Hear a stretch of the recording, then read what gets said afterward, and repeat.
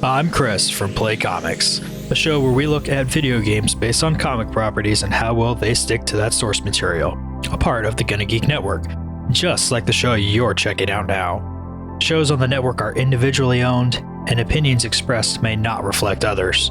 Find other astonishingly geeky shows at GonnaGeekNetwork.com. This is the official GonnaGeek.com show. Each week, we run down the latest news and happenings in the world of geek. These are your hosts for the show, Steven, Chris, and SP. Welcome to an all-new episode of the official GonnaGeek.com show. After a week off, I even forgot to turn on my mic flag. I'm Steven Johndrew, and I am pleased to say Chris Farrell's here this week. Howdy doody, fellas. Also joining us is none other than Stargate Pioneer. Hey, welcome to the show for the first time, SP. Thank you. Thank you very much. And remember, it is starring SP.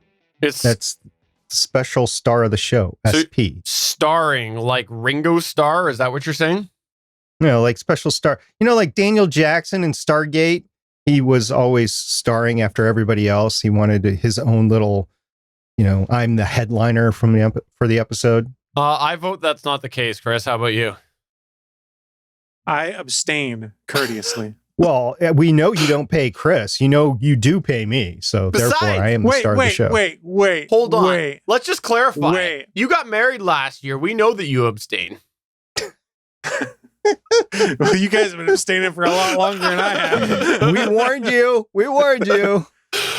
All right, we're here with another episode of the Gonna Geek Show where we're going to talk about a bunch of news, but I need to get something off my chest that I read about 20 minutes ago. That is like the epitome of the ridiculous that is the decisions being made over in the CW verse right now, over in the Flareoverse. It's insane. I read about, like I said, 20 minutes ago that the elongated man over on The Flash is not gone for sure. If you didn't know this, the person that played Ralph Dibny, aka the elongated man, is gone. He was let go from the show for various reasons, and apparently the showrunner today said that the elongated man is not actually gone for sure. What they're saying is that I'm not saying by any means that it's the end of the character. In fact, quite the opposite. We just don't know when he will return or in what form he will return.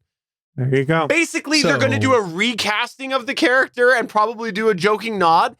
So you're going to do this with like a third fiddle BS character, but you set up an entire bloody television show over on Batwoman focused around one character, and you won't recast that?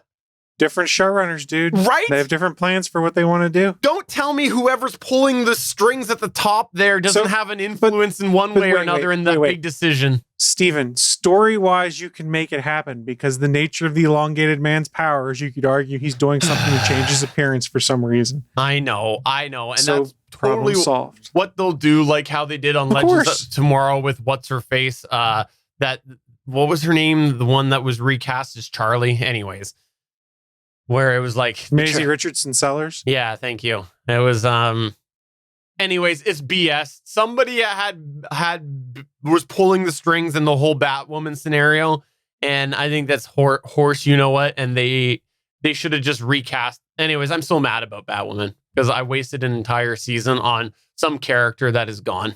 It makes me happy I never started it. My anger is gone. After I poured my heart out on the last Starling Tribune, I'm okay. I'm good. I can live without the CW Arrowverse. So when you say you poured it out, like you took your heart, you put it in a blender, and then you like poured out that blender? Is that what you're saying? It kind of felt like that. The last season, it was a give and a go. Beth Schwartz, I really have to hand it to Beth Schwartz. She was handed a bunch of crap and she did the best she could. I would have Beth Schwartz run any show out there that I had a position for a showrunner. That's how strong I feel about her. And still, with that, between Arrow and the rest of the Arrowverse after Crisis, the CW is, You're going to get me started on something I didn't want to get started. I am good with whatever happens because I'm not going to watch it. I know there's one person that you would take over Best Schwartz, Kathleen Kennedy. I think I just threw up. Pushing those buttons. Different thing, though. I mean, CW Arrowverse, that's one thing that, okay, just let it go. Star Wars, on the other hand, I still have something for that. Who was the showrunner that tanked Arrow before Best Schwartz? Mark Guggenheim. I thought there was a different one that you ragged on all the time. Mark Guggenheim. Okay, fair enough. Chris Farrell, anything you want to say before we actually go into the news? No, I got nothing. I don't watch this stuff anymore.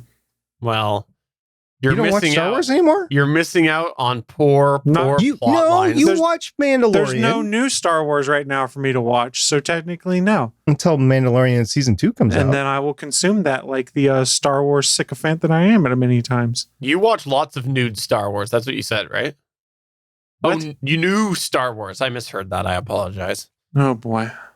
All right, let's move on to the news. The news. I said news. The nudes?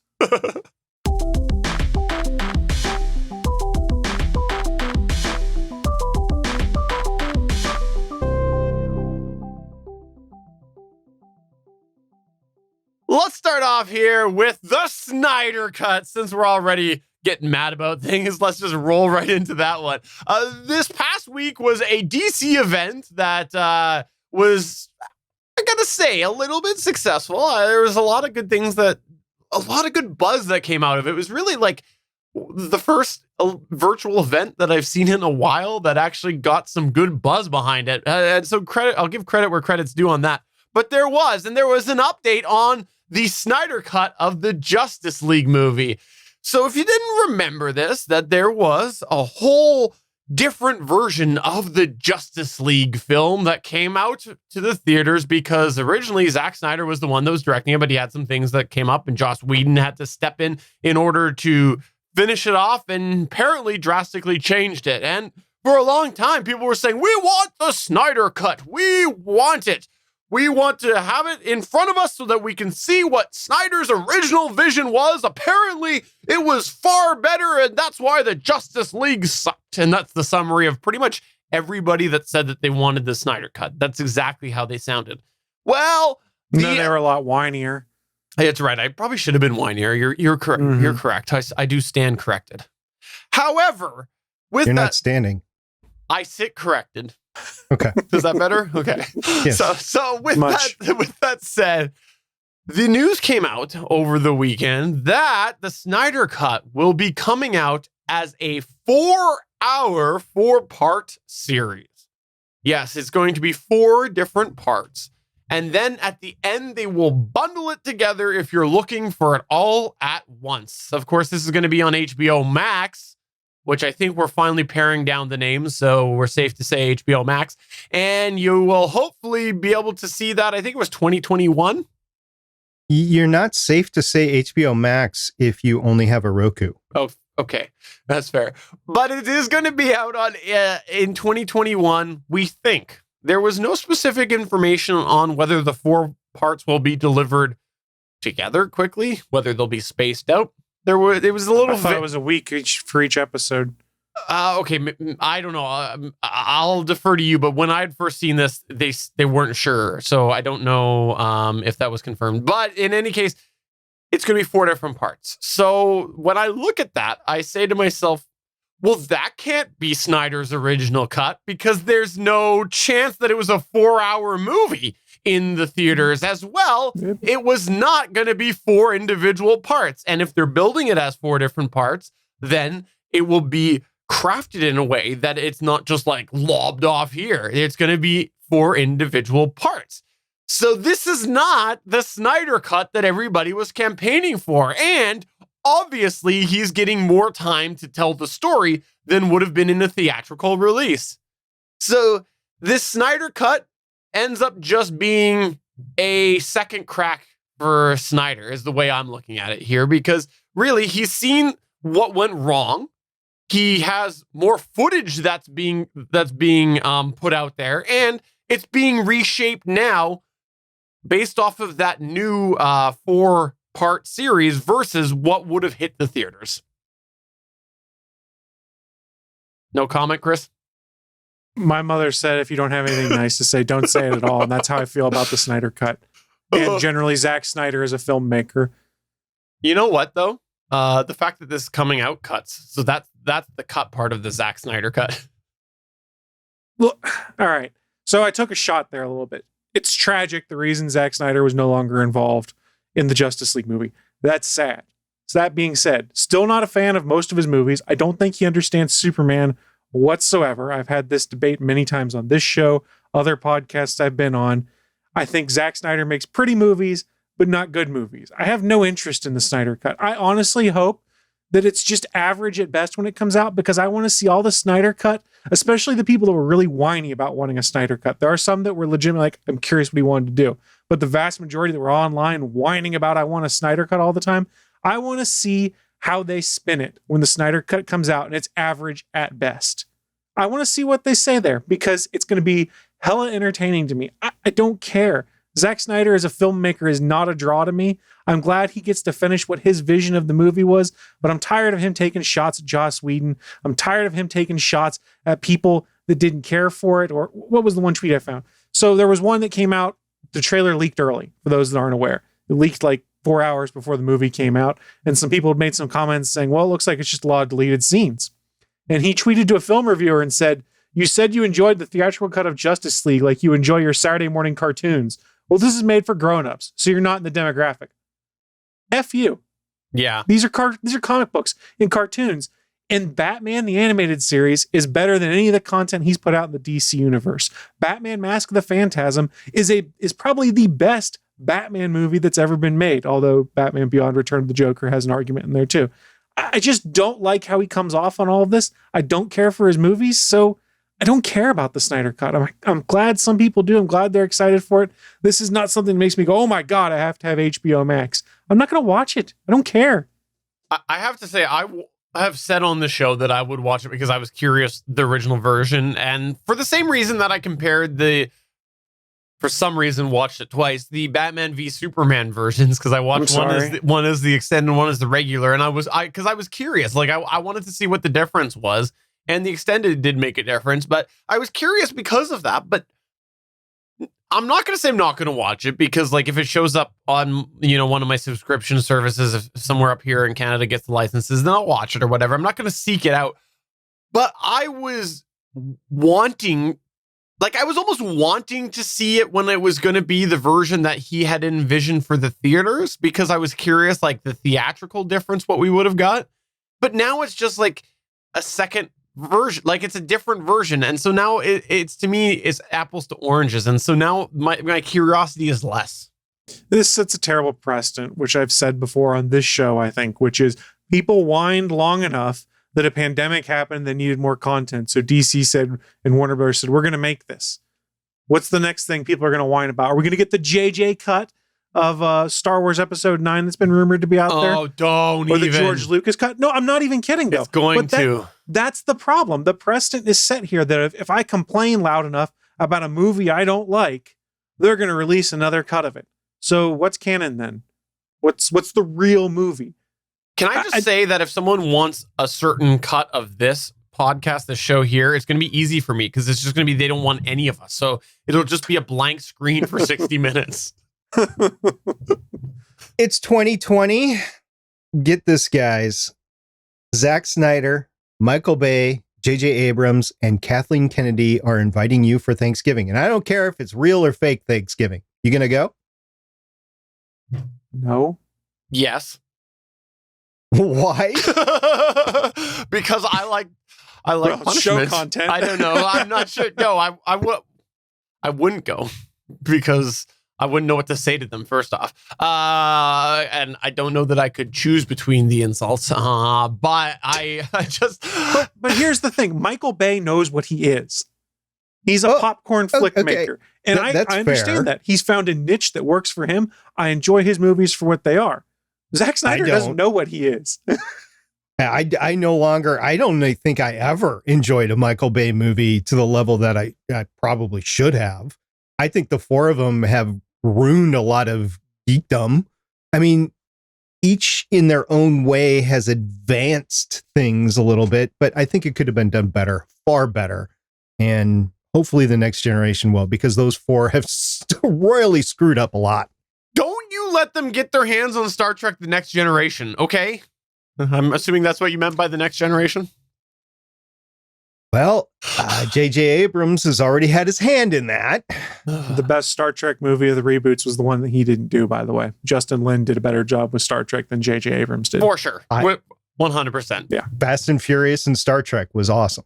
Yeah, it was fun. It was exactly what it needed to be, which was a fun popcorn adventure flick that advanced the fact that all of these characters liked each other and were a weird family in space. Mm-hmm. Exactly what it needed to be. As far as this 4-hour cut, I'm not going to watch it. I have better things to do with my 4 hours, even in this pandemic where I'm relegated to watching 20 and 30-year-old VHS tapes one last time. Well, we got Netflix. You can always find content on there. That's how I look at it. I don't know. Eventually you can run out of content on Netflix too. But you see, I'd never watched Lucifer, and I just started watching that, and that was a mistake to have not been watching it. And I got 5 seasons now. And we know, SP, that when you are looking for little DC love, you just curl up and watch Suicide Squad. We know it. No. Side note. I honestly think that DC is ruined forever for me. I don't think I'm ever going to go back and watch it. James Gunn's Suicide Squad that they showed off at this DC Fandome. Okay. You might pretty awesome. I have not seen it, but just the fact that James Gunn is involved might entice me. I don't know, but that would be the only thing. And the cast is amazing that they brought in there, because I'm like, how the hell did they get so many people here? So James Gunn, that automatically makes me go, I want to watch that. And I will also admit that when the Batman trailer dropped, which I did not have high hopes for, I was cautious about, I watched that and went, considering they've only filmed like 25% of this movie, they cut together a really good trailer, and I want to see what they're going to do. So honestly, I think that everything that was coming out of Fandome was mostly positive. The only thing I kind of was meh on, or even negative, was the Snyder Cut. There's a lot of cool stuff coming from DC Comics. Here's the problem with getting involved in DC. So the 2 or 3 projects that you named off might be cool, but after that, they'll go and it'll self-implode again. I just don't want to get my hopes up. Okay, I gotta say, I don't know that Marvel Marvel has a really good track record, but where the Marvel universe, like the cinematic universe, has been left off right now, I don't have hopes for the continuous. I'll be honest, I don't either. No, I think because it's going to be so fractured right now. I don't know that we have that same momentum ahead of us. You can't judge Marvel right now is the problem, because the pandemic threw off all their plans. I had this conversation on ATGN this Sunday, which is people were saying, oh, Fandome's great. Marvel doesn't know what they're doing. Look, we've seen Marvel do similar events and things like this before. I'm not being a Marvel fanboy here, but what I'm saying is the coronavirus destroyed all of their plans. Everything was, hey, we're going to do Black Widow, and once Black Widow's done, we can pivot and start talking about the next phase of things. Is because Black Widow is not taking place in the current timeline. It takes place supposedly during Civil War. So Marvel can't really pivot yet, because if they do, then they take attention away from Black Widow, which they want to be a success. And then they also don't want to be accused of ruining one of their female superhero movies when there aren't a ton of them. So they're kind of stuck in this holding pattern right now of, we've got to wait for coronavirus to die down enough that we can actually release this in theaters, because I don't think they're going to release it just digitally. And then after that, they can pivot and start getting into, here's what phase, 5 of the MCU is, and start teasing things. They're in a bad position, and they're just stuck where they are right now. I think we'll see a lot come out post Black Widow. It's just post Black Widow may not be until May 2021 at this point in time, even a year after the original. Even if they replicated what they did with the Infinity Saga, they wouldn't tell us, because they never told us from the beginning what Infinity Saga was. I mean, they honestly didn't know, but that they were going to get to the end of the Infinity, but they laid the groundwork they laid the groundwork to the Infinity Saga with Iron Man on forward. I don't know, guys. I think both universes have different issues right now, but I will tell you, I am shying away from the DC stuff for a while. Even if there's rave reviews for a movie or so. I'm going to wait and see it at home anyway. I'm not going to go to the theater, so I don't know. I'm not going to the theater anytime soon. I fully admit that.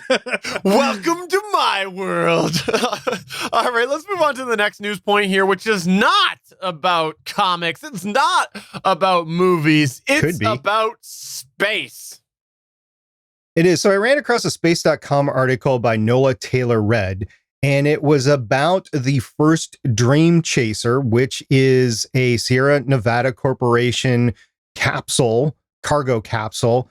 And it is the world's only non-capsule private orbital spacecraft because it's got wings. It's a winged vehicle, just like the space shuttle is. Now it will launch atop of a rocket, kind of like the space shuttle did. It will be atop the rocket, not mounted on the side of the rocket like the space shuttle was. And it will come back and land on a runway, just like the space shuttles used to do. Now, Sierra Nevada has announced the spacecraft's first operational Dream Chaser name, which is Tenacity. And that was earlier this spring. That's not really an announcement right now. But what it is an SUV for space, a space utility vehicle. Now, Tenacity is scheduled to launch for the first time sometime in late 2021 aboard a United Launch Alliance Vulcan Centaur rocket from NASA's Kennedy Space Center in Florida. Once it's up and running, the space plane will carry cargo to and from the space station for NASA. Dream Chaser's runway landings will allow for efficient retrieval and removal of scientific gear coming back to Earth from the International Space Station, which will also enjoy a relatively smooth ride down to the ground. So they'll be able to recover things a lot better than you would be in a capsule that lands on land or in the sea. Dream Chaser was originally designed to carry people. Sierra Nevada won several rounds of funding from NASA's Commercial Crew Program to develop the vehicle. However, the company lost out to Boeing and SpaceX when NASA awarded the astronaut ferrying contracts in 2014. But in 2016, NASA went ahead and selected the Dream Chaser for its commercial resupply services 2 contract, and it has 6 uncrewed cargo missions to the space station locked up by 2024. Sierra Nevada hasn't ruled out a crew-carrying future for the space plane at some point. To quote some of the company's officials, to go back to a cruise ship wouldn't be so hard, unquote.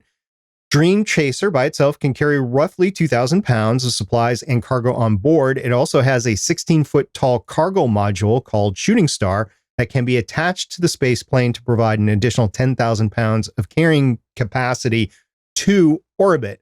However, it actually jettisons that on the way back down, kind of like you would with space junk or trash coming down from the International Space Station, and just burns up. So it's like a family trip when you've got the minivan stuffed, right? And you put that cargo carrier on top and you go out to the campsite, and on the way back, you just forget to, screw the thing down so it blows off as you're going down the highway. That's kind of what it does here. So eventually Sierra Nevada would like to have more of these Dream Chasers to join Tenacity and traveling back and forth to space. However, expanding the number of operational space planes does depend on customer demand, which right now they just have the 6 flights. Well, I guess we'll see what sort of buzz comes around this, because SpaceX has done a great job of getting buzz, and I think Sierra Nevada needs to find a way to also create buzz. We like to have the buzz, especially with such a good name like Tenacity. Sure. Tent City, Tenacity, Tenacity. I said Tenacity. I know. I heard you. Whatever you want to call it, go ahead. It's just the name. It's like Endeavor or Atlantis or Columbia or Challenger for the space. You're just naming it. Like the SpaceX capsule was named Endeavor by the crew. Endeavor. However you want to pronounce it, go ahead. I should have known that Steven would find some way to put his own unique twist, a tenacious twist, some might argue, on Tenacity. He's just jealous that there's no Canadian capsules in development.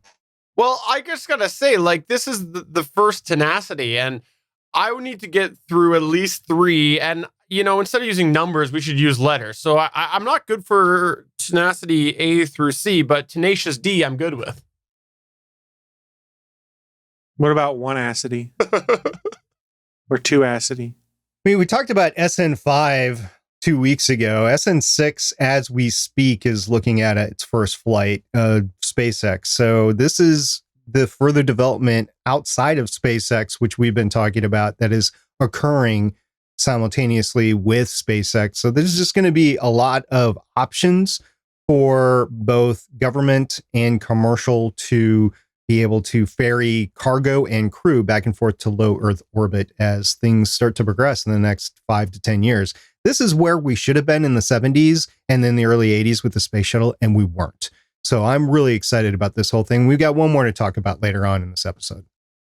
All right, well, let's move on to the next thing here. I think we got actually pretty well-rounded news today. We're moving on. We went from movies over to space, and now we're going to talk about Chris's dongle. What? I want to talk about your dongle. Okay, that's fantastic. So what we're going to talk about here is a new Android TV device that is rumored to be coming soon.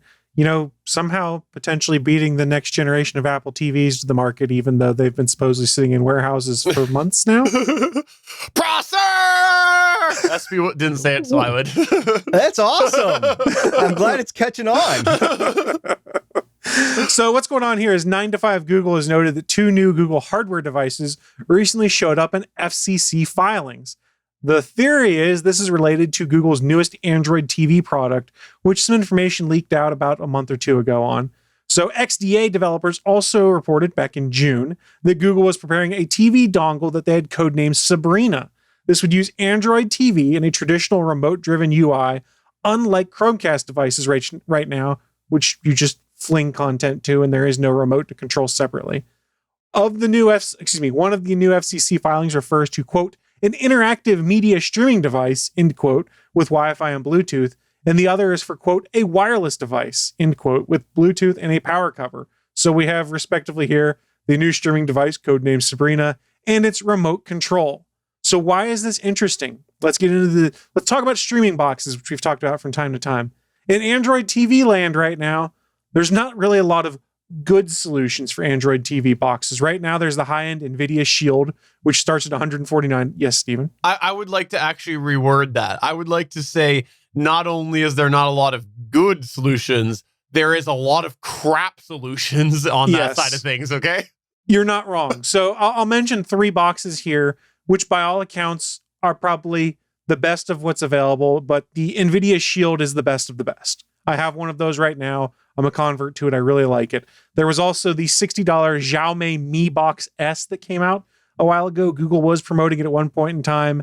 And there is also the TiVo Stream 4K, which is a $50 box, which I have, and I've been checking in from time to time. I think it was really shaky at launch when it came to some of their bugs. I haven't talked about it a ton, but some of the stuff like HDR mode was always turned on. There was weird glitches where it would turn itself on, which would turn on your whole entertainment center. That was a problem. But when it comes to your Android TV boxes right now, your best choice is the NVIDIA Shield, which at a cost proposition is $149 for the tube version, which I would recommend not getting because it's only a 32-bit OS. Or there is the 64-bit Pro version that's roughly $200, which is the better option because 64-bit architecture, you can also emulate a lot more games. So I mentioned I'm an adopter of the NVIDIA Shield. I really like Android TV, which is very surprising to me because 5 or 6 years ago, I had one of the Google Nexus players, which was one of the first Android TV devices they put out there. And to say it was not an enjoyable experience would be putting it charitably. I got rid of it, sold it, traded it in, bought a Roku box to replace it. So I'm intrigued to see what Google does with their new Android TV box. If they can launch a new device at a compelling price point, that's a win for them. Plus, it'll also be natively Google supported, get fresher updates, things like that. If you want my guess for what's going on here, we've kind of seen Chromecast sales fall back as people have started moving more towards Fire TVs and Rokus and other interfaces where you actually have an OS you're interacting with and you download apps and you don't have to use your cell phone to control it. My guess is this new Android TV device is probably the new Chromecast. It's the replacement for that. So I would not be shocked if we see it at roughly an equivalent price to the Chromecast, what is it, the HD one or whatever the $80 one is. My hope is they can move it down to a $50 price point. But regardless, it's nice to see this addition into the market, and it's nice to see that Google continues to be dedicated to doing something with Android TV besides just slapping it directly on Sony TVs, where it's a painful and terrible experience. I agree. I don't fault Google for doing the Chromecast model when they did it, because when they created it where it was like no interface, it was at a time where there was like a huge uptake in everybody switching to doing everything's on their phone. And I think it was a roll of the dice, and it seemed like it was a logical step. If everybody's doing things on their phone and always has their phone on them, why give them another remote? But quickly with other things like Roku and even Fire Sticks and things like that, we saw that consumers still wanted that interface. They wanted to separate from their handheld device. There's other reasons, things like kids and whatnot. And so I do think that it's time for the Chromecast to go. I think it is time for Google to have a good device that has the casting function in it, because the Chromecast function is important for Android users. In fact, there are some Apple apps that even use the Chromecast function in it. And so I think that we need to have that feature baked into it, and I don't see why we wouldn't have it on an Android or on a device like that. Point of clarification, castability has been baked into Android TV since it launched. You can cast anything that is Android TV capable. So I don't foresee that going out the door. They turned Chromecast into what they called Google Cast, and then it was part of Android TV, but they were selling a separate device that was just for casting. It's typical Google branding and things like that you get very confused. The other thing that I think is actually a good example on where we're at with it is Fire Sticks have really picked up over the last few years. And there's a lot out there. And a lot of people, whether it's legal or not, are doing things that are because of the Android side of the Fire Stick. It's an affordable device, which is the first thing, but it's flexible for some of these people. There is a deals group that I am in on Facebook that they post deals, and I have seen some people using that Android type of side of things with the various things that can be done with Android, and we'll leave it at that. And there's a lot of uptake on that and people wanting to really bend it. And I have to say, I've tried to put on, if you've looked, we talked before about some of the streaming services in Canada and lack thereof. And one of the ones, they only have a app. They sell an individual Android TV box that you can get if you want to do that, or you can use this on an Apple TV. Those are the only two options of this. So I decided to sign up and try that and see how that was. And I actually loaded the APK file, the app file for that service, because a legal service that I was paying for, but I wanted to see if I could get it on the Fire Stick. And so I could do that with the Fire Stick because of the flexibility. It didn't work, but I still could try it. And so I think that the Android flexibility definitely could be an appeal for the right price. If they're out to lunch here, if they're even, I think, in the Shield pricing, I think they're going to struggle to get any foothold in the market. That's how Amazon got into this streaming market, this dongle market or whatever, was by having affordable devices. That's really where the uptake was. My guess is it's probably going to be priced equivalently to the similar Roku and Fire TV products, if I had to guess. And of course, they also need to make sure they secure the apps for the different streaming services. They already have. They already have. That's one of the things we're talking about in the chat room right now is like, we've been talking about the Roku contract disputes. Albert Sims even brought it up that he bought an NVIDIA Shield specifically because he couldn't get HBO Max and some of these other things. I haven't had any issue getting any apps on my NVIDIA Shield. Albert had mentioned he doesn't have the BritBox app on there, but for the most part, and this is what I didn't like about the Android TV when I first tried it 5 years ago, was the app selection. The app selection seems to be there now because they've kind of made it easy to say, hey, if it works on Android phones, here's what you need to do to make it work for Android TV. And that's seemingly working now. And do we have any rumors on what the naming itself will be? Or did you say that and I missed that? There's no official name that's out yet. I would assume they're not going to continue with the Chromecast name or Google Cast name. It's probably going to be some kind of Android TV box name or something like that. I don't know. To differentiate themselves. We will forever call it Chris's dongle. Of course we will. SP, do you want to comment on Chris's dongle? No, I don't. It's safer that way.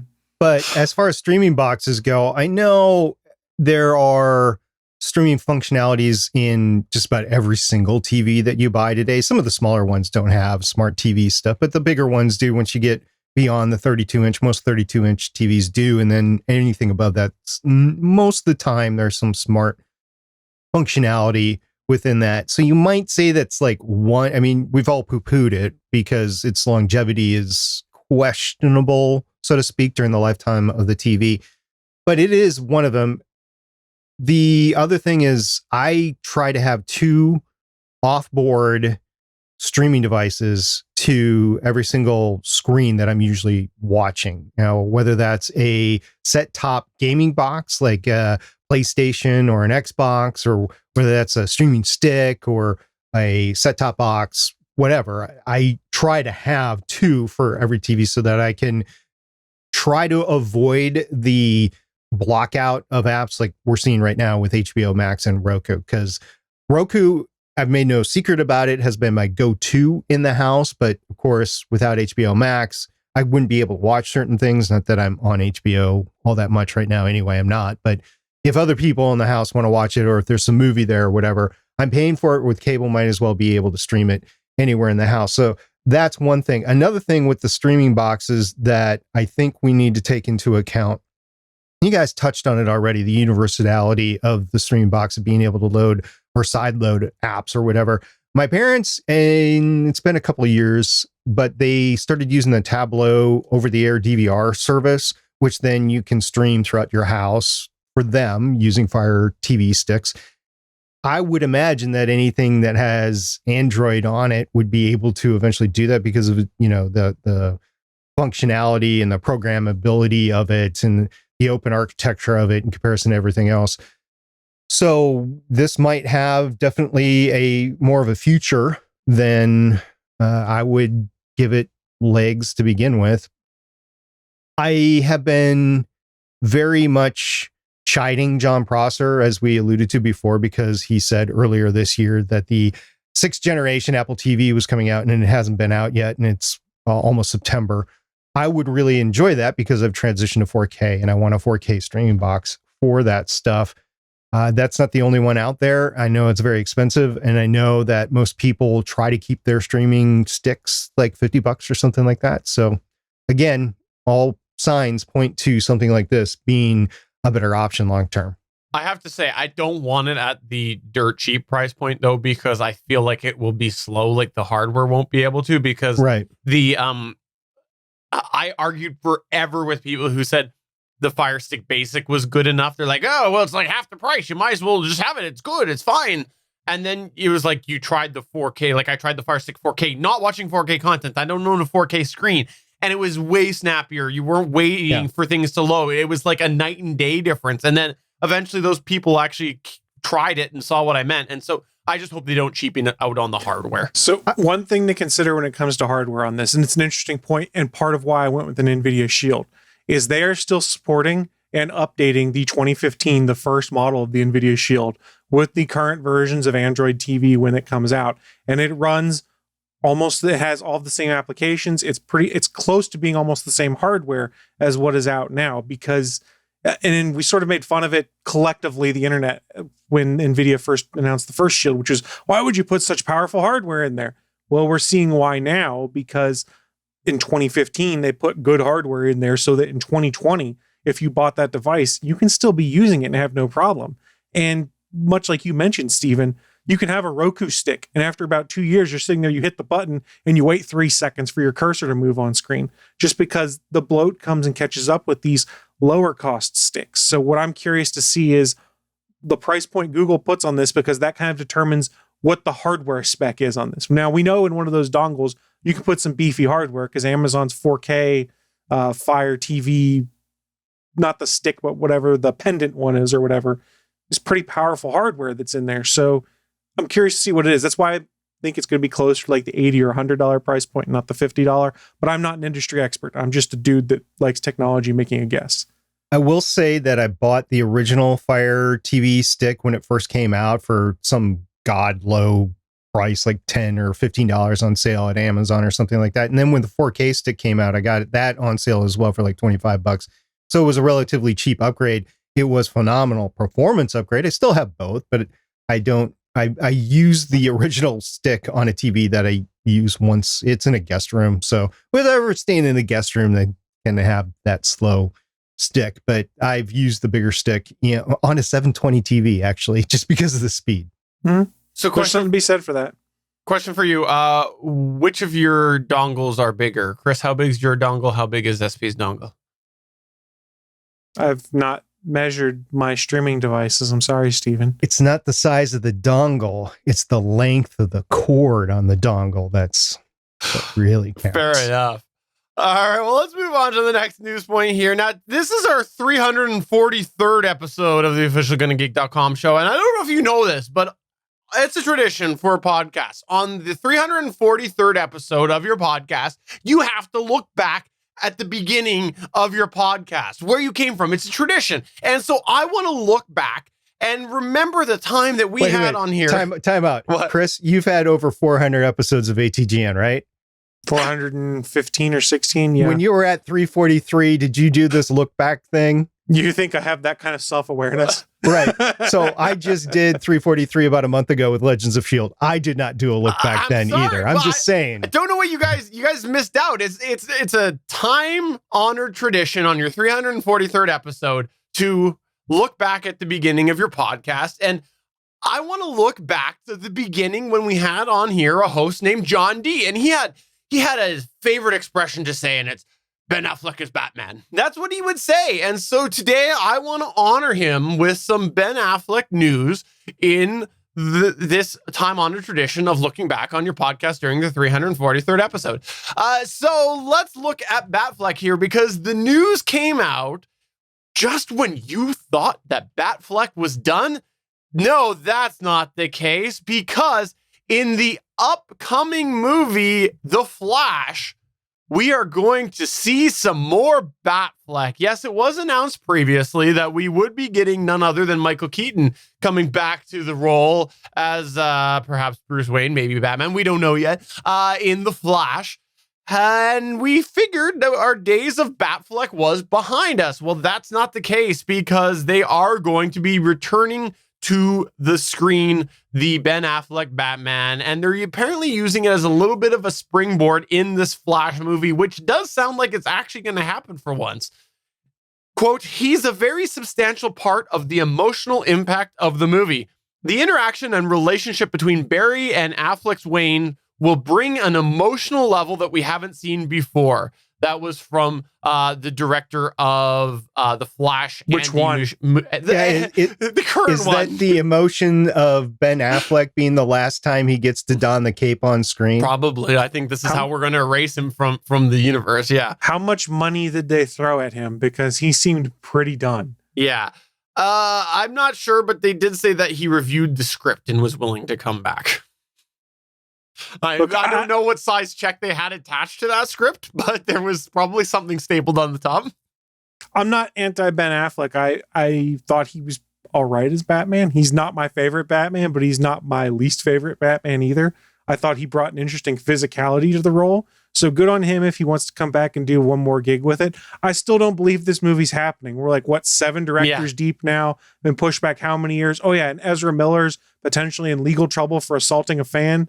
I don't believe this is coming anytime soon. Well, if it is, another quote from the director, Andy Muschietti, did say, he's the baseline, he's the part of the unaltered state before we jump into Barry's adventure, end quote. So I don't know. I think it's going to happen at this point. I think that we're actually moving along with it this time, but I'm prepared for it not to happen.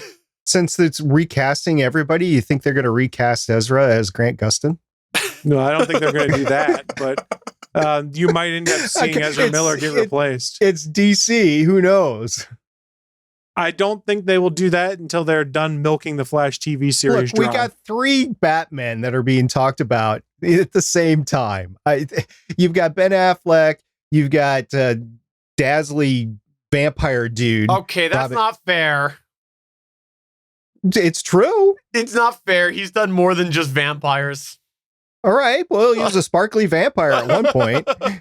And then you've got the return of Michael Keaton. I mean, come on. What the heck's going on over there at DC? This is why even without the pandemic, I wouldn't be going to see these movies in the theater. I'll say it right now. I will say it right now that based off what we've seen, Pattinson looks to be the darkest Batman that we've seen in 20 plus years. Which I wouldn't care for. I don't like the dark Batman. Well, then I hated the Nolan. You have not seen the trailer. Well, so, okay, No. here's an important thing to consider. Two notes when it comes to Pattinson Batman. Pattinson, really good actor. Just to call him the Twilight Sparkly Vampire dude, he's done a lot since then. And he's even crapped all over those movies, too. He got paid for them. That's he was fine. fine. I mean, he was it. Yeah. I can Yeah. say sparkly vampire guy because he was. That's the low-hanging fruit the internet keeps beating up on him about. And when this was first announced, like, oh, vampire dude, what the hell? Where I'm really intrigued, I don't know that this is necessarily going to be the darkest Batman movie that Matt Reeves is doing, but more importantly, it's a detective movie. This is the first time we're going to see Batman be a detective on screen. Yes, it looks like there's going to be physicality and things like that in this movie, but Matt Reeves has said it's a detective movie. He's matching wits with the Riddler in this. It's going to play with our brains and we're going to be guessing what's going on. I'm totally on board with that. That sounds like a ton of fun. And I think Pattinson's going to be really good because he's a good actor. But yes, to your point, though, about the third Batman, you are entirely right, SP, because they have made it clear that although he's not in this, although we have two other Batmen in this, the Pattinson Batman continues to be the future of the DC Universe Batman, apparently. Now, I've just crapped all over DC quite a bit this whole episode. I will retract one thing. I said DC had casting problems. Gal Gadot, which I know a lot of people had issues with when the casting came out, I think she played a phenomenal Wonder Woman. So congratulations, DC, on getting at least something right. Oh, and Jared Leto. I'm Moving laughing on. for the audio listener. I'm laughing. Jason Momoa is awesome on their take of Aquaman. I enjoy him a lot. Okay, in that so role. that's two. That's and two. Henry Although Cavill is fantastic. His Superman is not good, but that's not Henry Cavill's fault. yeah, that's fair. Okay, let me ask you this while we're going on the casting. Let's just list them all off. Do you think that Margot Robbie was a bad Harley Quinn? No. I didn't think so. I thought she was a good Harley She Quinn. was about the only she good was the- thing about that movie. Yeah, she's the best part about Suicide Squad, although she's been in another one now too, right? Yes, and will be in the new Suicide Squad movie also. I have not seen Birds of Prey, right? Yeah. I've not seen that. I didn't see that either. I should probably watch that at some point since, there's nothing on. All right. So anyways, Batfleck's back apparently, and Ben Affleck was Batman. And there you go. We've done our 300 and... You didn't have the bump? No, I didn't. But we did our 343rd episode honor to the look back at our podcast. That is a tradition. Let's go. And I know, SP, you like to mock me, but let's talk about mock up. Sure, I love mock-ups. Being, a rocket scientist, I love mock-ups because that means cool hardware is in development. And that's what my news stories have been all this episode, is to say there's other things going on other than SpaceX with Starship and Dragon. So Blue Origin, who that's owned by Jeff Bezos, by the way, it's leading this quote unquote national team, which is dealing with a moon lander. I know I've alluded to it before, but there's some exciting new stuff coming out. So within the last week, Mike Wallover at space.com published an article on this, and I wanted to bring everybody up to speed on it. So the national team has delivered to NASA's Johnson Space Center in Houston, which is probably going to get wrecked by the hurricane coming in. But anyway, a full-scale engineering mock-up of its lunar lander, and that delivery took place on August 20th. The newly delivered mock-up stands about 40 feet tall, showcases the ascent and descent elements of the lander, and it will remain at Johnson Space Center through early 2021. The descent stage is based on Blue Origin's Blue Moon robotic lunar lander, which is also in development. The ascent stage leverages much of the technology used by NASA's Orion crew capsule, which is Lockheed Martin's. Testing this engineering mock-up for a crew interaction is a step towards making this historic mission real, quote unquote. That was from Brent Sherwood, who is Blue Origin's Vice President of Advanced Development Programs. Quote, "The learning we get from the mock-ups can't be done any other way. benefiting from NASA's expertise and feedback at this early stage allows us to develop a safe commercial system that meets the agency's needs, unquote. Again, from Brent Sherwood. So the national team consists of Blue Origin, Lockheed Martin, mentioned both of those before, Northrop Grumman, and Draper. For those of you that don't know Draper, I'm very familiar with them. They were involved in the Apollo program, did a lot of guidance back then. And they also sponsor a lot of Nova episodes over on PBS. So go watch some Nova.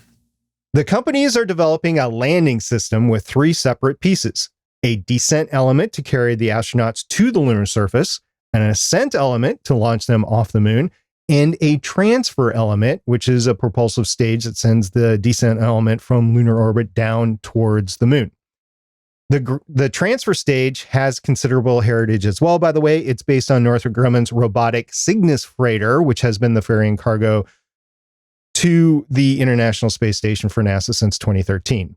Dynetics is developing a 2-stage landing system, and SpaceX proposes to use its Starship Mars colonization system for the Artemis work. So they are both in contention for a lunar lander as well, in addition to the national team. But it's really cool. We're starting to get lunar lander hardware in development, actual hardware at NASA now, preparing for that 2024 trip. That's awesome. I hope they post a whole bunch of like digital tours and stuff of it. I would love to get like 3D shots inside the lander and things like that, just so that we as the internet consuming public can be like, oh my God, this is so cool, because they did a ton of that with like the SpaceX Crew Dragon and things like that. So I'm sure we'll be getting things like that. And I can't wait to digitally sit in the lander and be like, oh, what does all this do? I have no clue, but it looks really cool.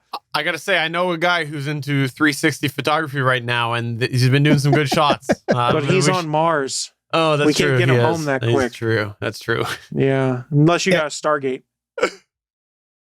As far as the digital mock-ups, a lot of that stuff in the commercialization, the promotion, that sort of stuff, that was done by SpaceX itself. It had a promotion, a marketing budget. NASA has not done a lot of that stuff out of its own.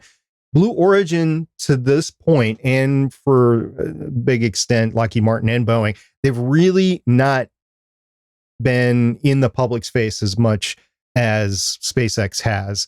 And I hope that this mock-up will get Blue Origin more into the public spotlight. They haven't had the phenomenal self-landing boosters and fairing catching big nets on ships out in the sea, that sort of stuff. They haven't had that technology excitement that SpaceX has. So SpaceX has really been able to jump off of all these successes. They decided not to show some failures at the start, but now they're like, let's not hide it. Let's get into this. Let's get the public into this. So they know that the public is outside of Boca Chica that are watching all of these Starship modules, go up and come back down. And they're just loving all the free publicity. I mean, people are camping out, watching, streaming these places 24/7.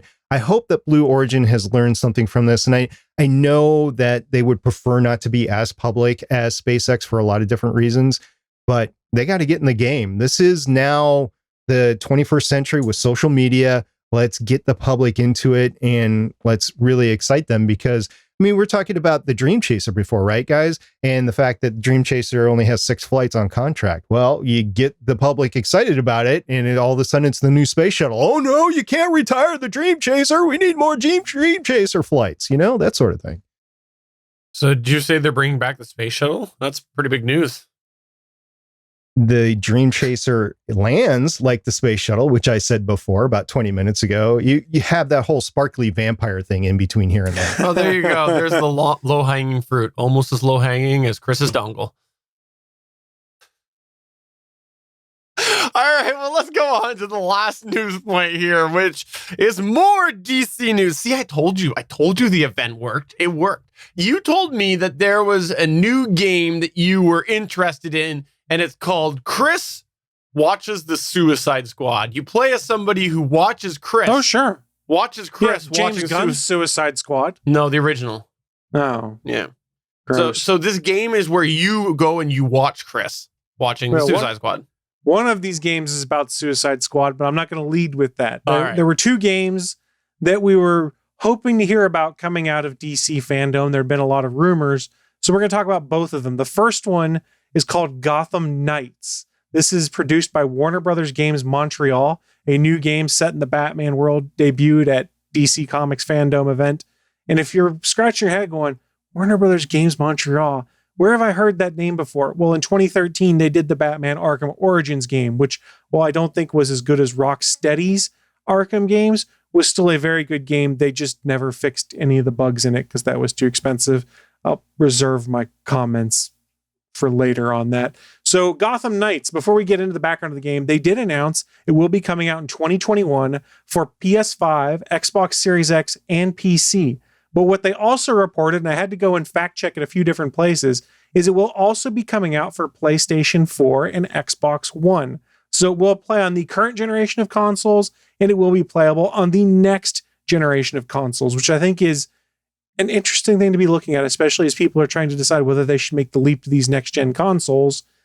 This does not force you to make that leap, which I think is kind of cool. And does it play on both Xbox Ones? Like One S Yes. and One X? Yeah. The Xbox One family of devices. Okay, good. So what's the background of this game? Well, there was a trailer they released, plus also 7 minutes of gameplay footage. And basically what's going on is Batman's dead. Batgirl, Nightwing, Red Hood, and Robin rise up to be the protectors of Gotham City. With Batman gone, a brand new, expansive criminal underworld has swept the streets of Gotham. From the trailer, we see you have to interact with Mr. Freeze. And for the last minute and a half, they bring in a group you might be familiar with from your time in the fanboy buzz, inspired by Scott Snyder, the comic book writer. The Court of Owls comes into play and is behind the scenes pulling the strings in Gotham City. So this is Batman's team that is left over facing the Court of Owls, which, if you haven't read it yet, the Court of Owls series of books that Scott Snyder did was super cool in the Batman books. And Scott Snyder was brought out to the studio for like a week where they peppered him with ideas, said, here's what we want to do with this. And he was giving them feedback on what they should do. I am really excited. The Court of Owls is something new. It's something from the last 10 years of the character, and it's something fresh, and it's going to be really fun. But it also gives them a way to bring Batman back to life. By the way, they also integrated the Court of Owls into the rebirth of the Arrow comics as well. Oh, did they? Oh, that's Yeah. right. Yeah. So Court of Owls has become a big time thing in the DC world. And this is all from Scott Snyder and Greg Capullo's run on Batman, which is one of the best runs of comics I've read, because it's an artist and writer that are just like this. They're in lockstep on everything. And it looks beautiful. The story is generally pretty fantastic. And I can't wait to see how it gets pulled into a game. I'm looking forward to this because my son's getting a little bit older. Maybe we'll give him a little more violent games. And I look forward to both of us sitting down and playing it together as two-person together on the same television. Well, maybe. So they did announce that it is 1 to 2 player co-op supported, but it will not be split screen support, meaning everyone has to be on their own console. All right. Well, he can get the Xbox One S. Yeah, give him the old Xbox and buy a new one, and you guys can play together. No, I hate this. I hate that split screen is like acceptably not a thing anymore. How would you do it anymore, though? All these things, the pixels they're pushing and things like that. I don't think it's plausible in any of the devices I nowadays. had problems playing split screen with the kids on Halo, so I can kind of get it. But I'd always envisioned getting two of like the same size TVs, like side by side, and being able to do it that way. Yeah.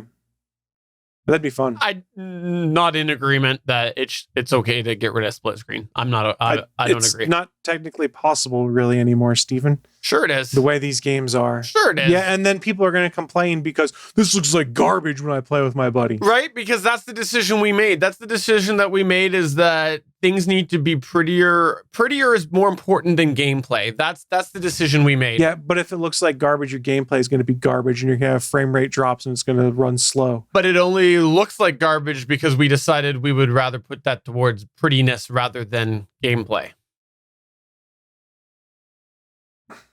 You and I are going to have to agree to disagree on this one. Sounds good. We'll put that on the very long list. So Gotham Knights coming out in 2021. What was also announced, one that fans had been speculating because they all went, man, what is Rocksteady working on? If you're not familiar, Rocksteady is the developers that did Batman Arkham City, Arkham Asylum, and Arkham Knight, a three game series that arguably reinvented Batman, made a Batman video game work for the first time in probably 15 years. And since 2015's Arkham Knight came out, all we've heard is just rumblings that, hey, they're working on another DC property. We didn't know what it was. There was rumors it involved the Justice League. At one point in time, it was thought to be a Superman game. But no, what was announced just with a cinematic trailer at DC Fandome is Rocksteady is doing Suicide Squad Kills the Justice League. That is the full title. This game launches in 2022. That's why we only got a cinematic trailer at this point in time. Available on PS5, Xbox Series X, and PC. So what we learned in the cinematic trailer, we see that Brainiac has taken over Metropolis. The Suicide Squad, consisting of King Shark, Harley Quinn, Deadshot, and Captain Boomerang, were sent by Amanda Waller to go and defeat some targets. We're not told who they are in the game. Given Metropolis's current disarray, we see Brainiac robots and stuff going around, and they say Target 1 has been found, and you see a helicopter start to crash and go out of control. It blows up, and you see Superman in the distance, having saved the helicopter pilot. And they're going, well, who's Target number 1? And the camera zooms in on Superman, and you see his heat vision start to go. And he turns his eyes, and he burns up the helicopter pilot that he's holding in his hands. And we finally see he's got like some kind of Brainiac tech that is in his eyes, something like that. You see the purple Brainiac tech displayed there. So he is mind controlled by Brainiac, and it pretty much comes out there that the Suicide Squad has to take out the Justice League, who have all been infected with some kind of Brainiac technology that has pretty much made them his slaves. What is really cool about this that they announced after the trailer dropped is this game takes place in the same universe as the Arkham games that they've done with Batman already. And if you played those Batman games, spoiler alert for a game that came out in 2015, the end game is Bruce Wayne, his identity as Batman gets outed, and he basically does one last mission, and then he is gone as Batman. So probably no Batman in this game as we go forward. They did also announce that Suicide Squad Kill the Justice League will be a 4-player co-op shooter. You can play with friends or with the AI. If you do play with AI, you'll be able to switch between characters as you are playing.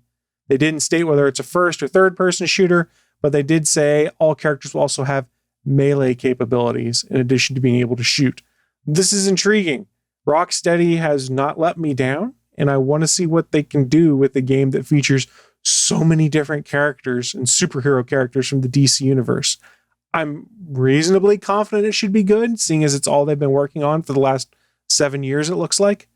Or 5 years, and it will be 7 years by the time it comes out in 2022. We got a long ways to go, but it sounds promising, and Rocksteady has history of being good.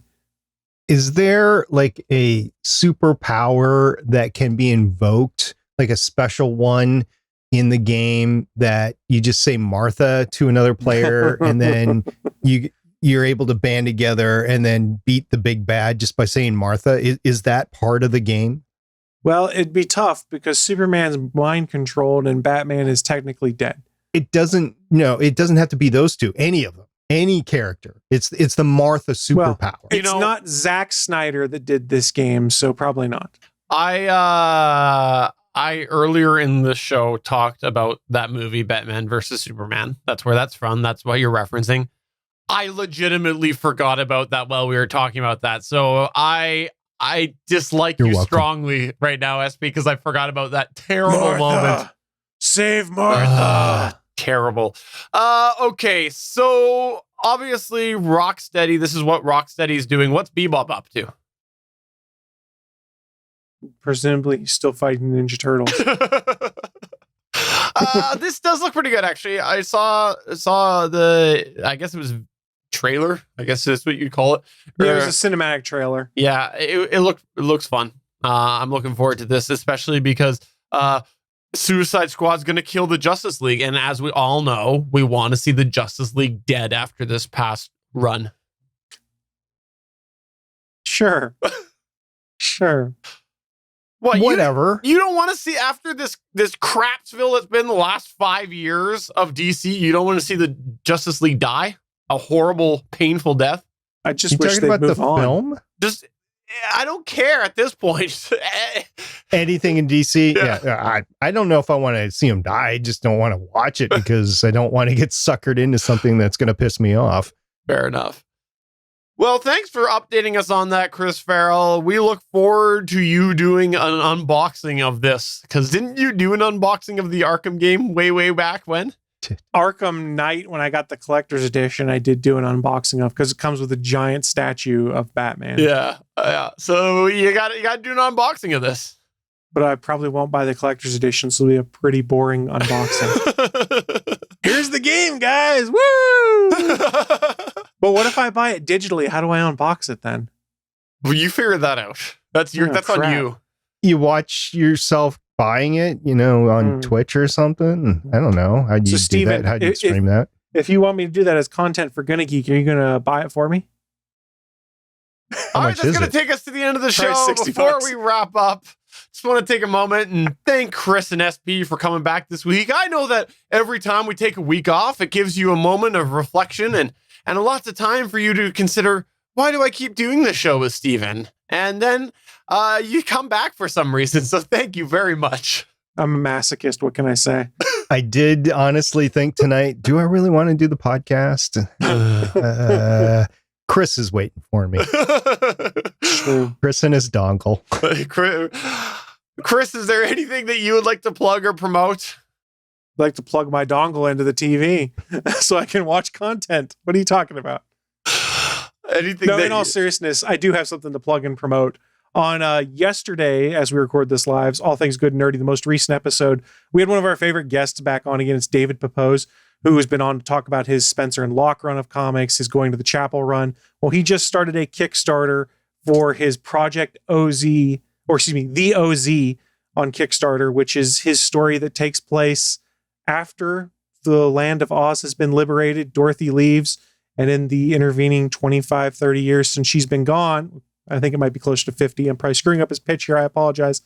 There's been a regime change, and then Dorothy Gale's granddaughter, who herself is an Iraqi war veteran, goes to the occupied zone, which is what Oz is now, and has to deal with the repercussions of what happened for the liberation of the land of Oz. It looks really cool. He's doing a Kickstarter for issue 1 right now, 44-page jumbo-sized edition. It got funded in 2 hours, which was awesome. So now they're up to stretch goals. David's been an awesome guest in the past. I think this was his 4th appearance, coming to talk about his different comic projects he's been working on. If this sounds like something interesting and I didn't butcher the premise too badly, folks, go check out the most recent episode of the All Things Good and Nerdy podcast. It's available on the Gonna Geek website and on the Gonna Geek YouTube channel. The first hour of this last episode is just us chatting with David about what this comic is, his other comic projects and things that have been going on. He's been really good to come and visit us so many times. So I'd really encourage you guys to go check out the OZ comic. You guys wore him out. He had to go get coffee after talking to you guys. He's like, I'm just, my gosh, this is so strenuous. I need some coffee. He's been really kind to us because he lives in Los Angeles and we record live at 11 a.m. Eastern on Sundays, which is 8 a.m. Eastern in Los Angeles. Is it? And he got up a little early so that he could chat with us beforehand and make sure the technical difficulties weren't had. So he'd been up a bit earlier than he would like after he's been working hard on the social media, making sure he acknowledges everyone who's been talking about the project and backed it and funded it. David's a really good guy. This is a really cool project. I really think you guys should go check it out. I have to admit that nothing against him, but I'm slightly disappointed because I thought you said this was called the OC. I was looking forward to a spinoff from the television show. Same here, by the way. I've never seen this show. I've never seen the OC either. I just needed to either buy other low-hanging fruit. No, seriously though, you should check this out. Every time he's been on, it's been a fantastic episode. So I definitely check that out on All Things Good and Nerdy, wherever you get your podcasts. And David's one of those good interviewers where you just have to ask a couple questions, and he's a comic book writer. So then he can just wax poetic about all sorts of stuff, and it just lends itself to be like, I don't have to have a full script of questions. He's going to say something I'm going to be curious about, and we'll just go from there. That's the hallmark of a good interviewer anyway, exactly. Chris. All right, SP, is there anything that you would like to plug or promote, or maybe announce a new revision, revitalization, restoration, reboot of the OC television series? No, I don't want to do that. However, I do want to announce the new generation of better podcasting, without Steven this time. Yeah. So, that'll be good. No, what I want to talk about, and I think we alluded to it at the end of the last show, was Agents of S.H.I.E.L.D. ended. And it's been a couple of weeks since we recorded one of these shows. So there's been a couple of episodes out of Legends of S.H.I.E.L.D. episode 345, which was about the finale of Agents of S.H.I.E.L.D. It was a supersized, almost 2-hour episode. So we talked all about the show, the finale, and our thoughts about the series. And that was all 4 of us. So you can get that at legendsofshield.com. We also, in the latest episode 346, we started out with our plans for the future of the podcast. So if you are a Legends of S.H.I.E.L.D. fan, you haven't had a chance to check that out, at the beginning of episode 346 is when we talk about the future of the show. So kind of a bang bang right there. We didn't want to put the future of the show at the end of the finale because, first of all, it was a long episode. Second of all, we just wanted to stand on its own. So there you go. Those are the 2 episodes. And thank you very much to everybody that has listened, downloaded, and watched Legends of S.H.I.E.L.D. throughout the last 7 years. It was a good finale. Good finale on Agents of S.H.I.E.L.D. I enjoyed it. A lot of people are equating it to the handful of top 5 finales of all shows out there. And it's just because of the setup that went into it. So I don't think it could beat all good things from Star Trek Next Generation. So I don't think it's the best, but it was definitely really good. I think it left us satisfied. I personally don't know that I would put it in a top one because a top finale to me is a payoff of an entire series. This was kind of that. I don't think that it was. I don't know that I agree that it was. I think that it was a payoff for the season. And a little bit of a good feeling. Good feels to be had. Well, like Chris said earlier, we'll just have to agree to disagree on this. Sounds good. And hey, one last plug for you. SP said he's going to try to kick me off Better Podcasting. But before he does that, please check out Better Podcasting if you are into anything streaming related, because we gave our first thoughts on the most recent episode of Better Podcasting on what we're using actually to record this show, OBS Ninja. So we briefly talked a little bit about that. We gave Suncast the shout out that he deserves for bringing your attention to it in a group chat that actually the 4 of us have, us 3 here in Suncast. He told us all about it. We were very quick to check it out. I know we did a lot of tests between a bunch of us. And if you want to check that out, it's episode 232 in the download section, as well on betterpodcasting.com. Soon there'll be a little bit of a quick video walkthrough about it.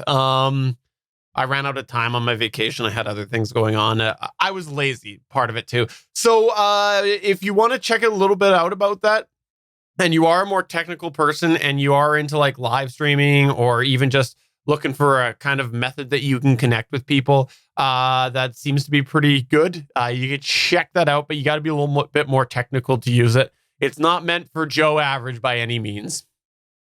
And it is a pet project, but yeah. What about Joe Exotic? Could be for Joe Exotic. I don't know his technical skills, but I'm not sure. He might pay somebody. Fair. However, let's wrap it up for episode 343 of the official GonnaGeek.com show. I'm Steven Jonders saying, Wing, I remembered you. These 2 didn't. I'm SP saying, check out my new show, Modern Podcasting. You can find it at modernpodcasting.com. I'm Chris Farrell. Who the hell's John D? Bye. Nice. Bye.